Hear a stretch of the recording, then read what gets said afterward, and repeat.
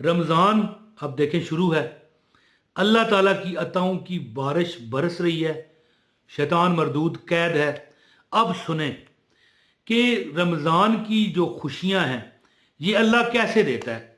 एक अमल आपको बताता हूँ। इफ्तारी के वक्त रिज़्क ये नहीं देखेगा कि इधर से आना है या इधर से आना है, उधर से आना है या इधर से आना है, या ऊपर से आना है या जमीन निकलेगी उगलेगी ना। जिधर से रस्ते हैं ना उधर उधर 6 तरफ होते हैं, मशरक मगरब शमाल जनूब और आसमान और ज़मीन। 6 के 6 तरफ से रिज़्क मिलता है। कैसे? 2 खुशियां रोज़ेदार को मिलती हैं। एक वो खुशी होती है जब बंदा इफ्तारी का वक़्त होता है, पूरे दिन का भूख प्यास काट के अल्लाह की रज़ा के लिए, अल्लाह की रज़ा के लिए, कोई नहीं भी देख रहा तो वो नहीं खाता, क्यों? अल्लाह देख रहा है।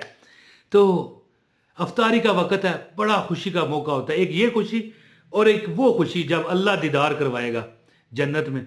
अब ज़्यादा मैं लंबा वाक़या बयान करके मैं नहीं चाहता कि वीडियो लंबी कर दूं, सबको पता है। और एक और खुशी भी अल्लाह देता है तोहफा, वो ईद उल फितर की शक्ल में होती है। तो बहरहाल एक अमल मैं आपको बताता हूँ। वैसे तो इफ्तारी के वक़्त की दुआएं तो मैं कहता हूँ आसमानों तक बगैर किसी रुकावट के जा रही होती हैं, लेकिन एक अमल है, अगर आप वो करोगे इंशाअल्लाह ताला आप देखोगे कि आपकी परेशानियां ख़त्म हो गई हैं। अमल की इजाज़त के लिए वीडियो लाइक करें और पूरी वीडियो देखें। तो बिस्मिल्लाहिर्रहमानिर्रहीम, अस्सलाम वालेकुम। एक बार दरूद पढ़ें, रमज़ान का महीना है। एक बार पढ़ोगे 70 बार पढ़ने का सवाब मिलेगा, और 70 बार अगर आप एक बार पढ़ोगे, ज़्यादा पढ़ोगे तो फिर तो और ज़्यादा है।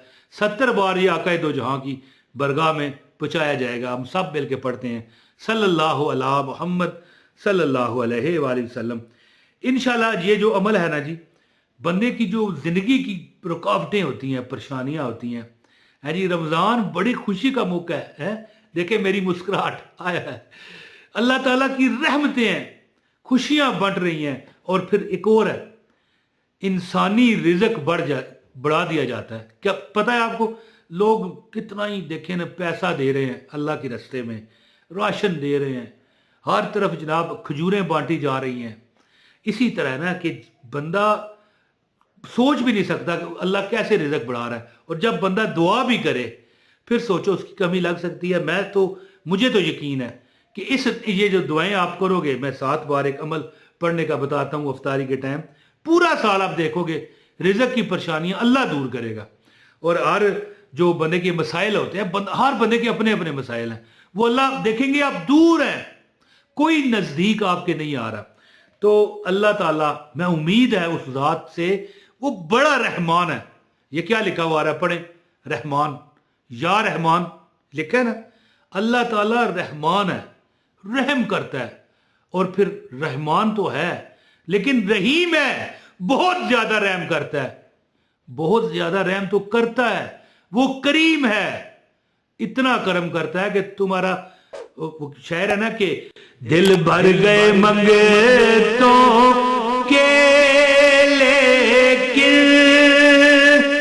देने से तेरी नियत ना भरी, जो आया उसे भर भर के दिया, महरूम कोई लौटाया नहीं, कुर्बान मैं उनकी बख्शिश के। तो अमल मैं आपको बताता हूं, गुजारिश है इस वीडियो को लाइक करें, चैनल पर नए हैं, आपको मेरे आइंदा भी अगर वजीफे चाहिए तो सब्सक्राइब कर ले। मुफ्त वज़ाइफ बगैर किसी हदिये के, यानी बाइजाज़त वज़ाइफ मैं देता हूँ। और एक कमेंट भी करें ताकि आपको इजाज़त हो जाए और हमें पता चले, और दुआओं में आपको इंशाल्लाह रमज़ान में याद रखा जाएगा। और इसी के साथ आपने इस वीडियो को शेयर भी करना है। अब सुने अमल, ऐसा अमल है कि ज़िंदगी में तुम्हें तंगियाँ परेशानियाँ ख़त्म हो जाएंगी। ये अमल है मेरे सामने। सबसे पहले देखें, जब इफ्तारी का टाइम होता है ना, बंदा बड़ा बेताब होता है। सामने समोसे पड़े हैं, पकोड़े पड़े हैं, खजूरें पड़ी हैं, चाट बनी हुई है, बड़ी चीज़ें होती हैं, तो बंदा परेशान तो होता है। लेकिन एक मौका होता है, वो ज़ाया ना करना। आइंदा भी वीडियो में बताता रहूँगा आपको کہ اس ٹائم دعائیں قبول ہوتی ہیں.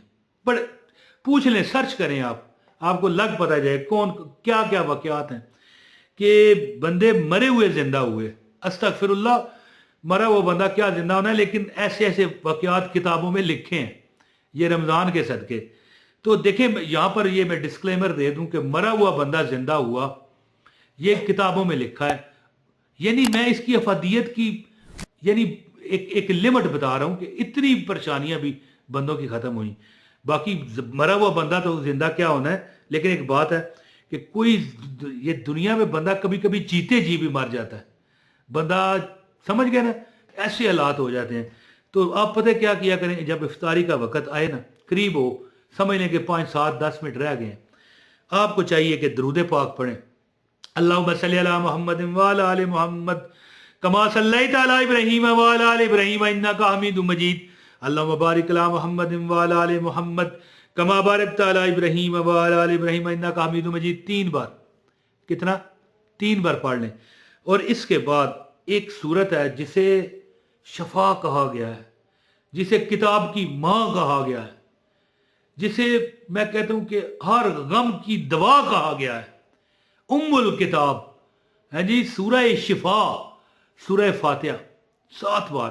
الحمدللہ رب العالمین الرحمن الرحیم مالک یوم الدین ایاک نعبد و ایاک نستعین اہدنا الصراط المستقیم صراط الذین انعمت علیہم غیر المغضوب علیہم ولا الضالین آمین.